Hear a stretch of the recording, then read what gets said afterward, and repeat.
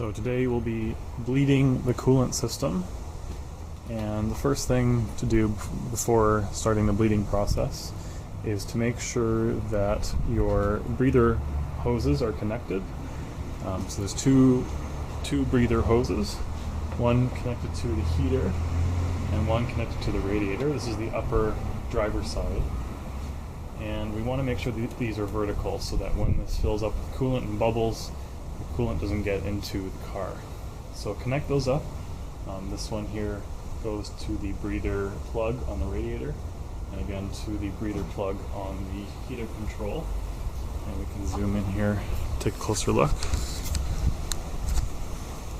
So we can see the heater plug there, and we actually just undo this with a large screwdriver. We can undo this so that we open up the breather port, and this one on the radiator is actually just opens up with a hand turn. So we open those both up, we connect these hoses, and we have them in the vertical orientation so that we don't get coolant leaks. And this is the first step when bleeding your system. The next step is to open your filler cap.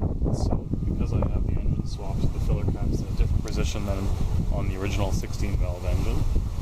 But again, you want the filler cap to be at the highest point in the system so that when you fill, everything else gets filled up first before it overflows here at the filling point. So you want to make sure that this is at the highest point in the entire coolant system. So we just disconnect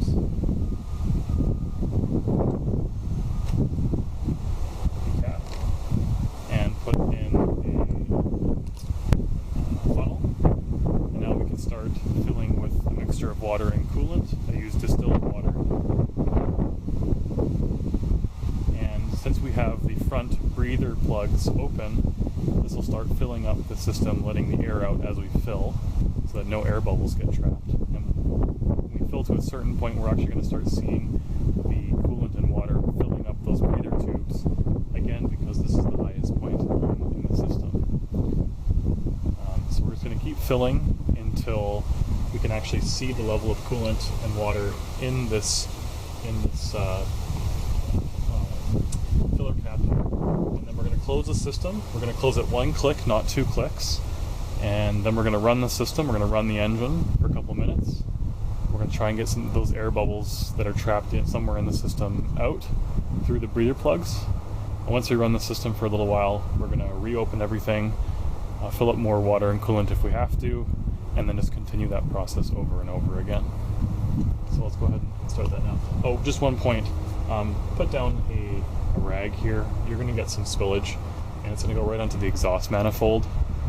That burning coolant doesn't smell good, so just put a rag down to catch that coolant, which will undoubtedly, spill over sometime.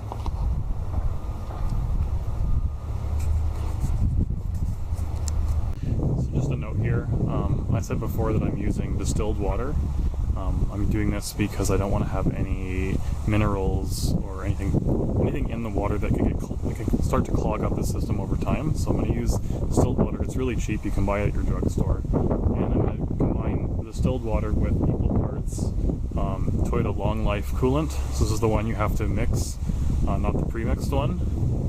And so we're going to go ahead and do that and just continue to mix half and half until the breather hoses start to fill up. And we can see the level here at the radiator cap. So here now we've filled up the system enough that we can start to see the coolant coming out of both the breather for the radiator as well as the breather for the heater.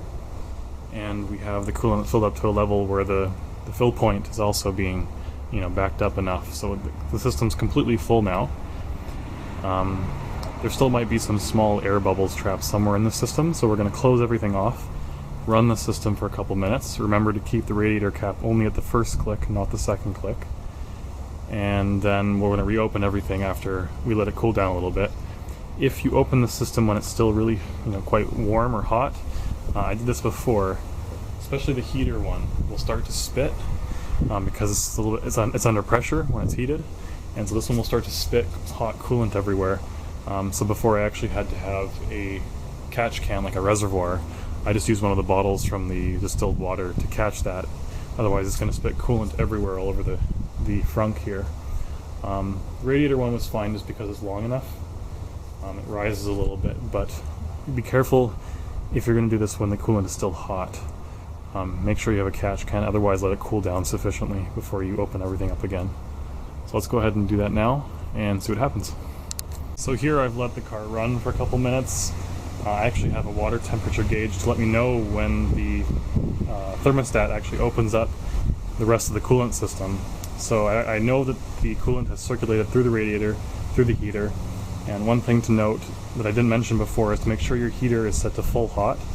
This opens up the heater circuit so that we can actually get coolant through there and get the bubbles out of that area of the circuit as well. So make sure your radiator is set to full hot. And so I've run it now, and now I'm going to open up the heater as well as the radiator drains. And you should see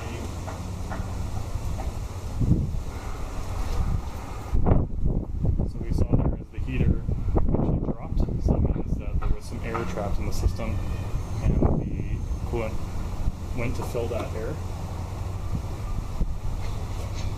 And now we can open up the radiator drain as well and get some bubbles out of there. So let's see if we can see that.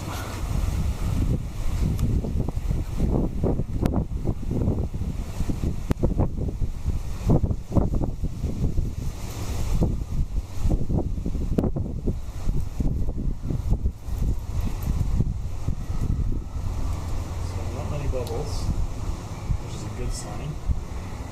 I've done this a couple times already, so maybe all the air is out of the system. So we're going to go fill out the lid again, try it one more time, and then nothing comes out, we're done.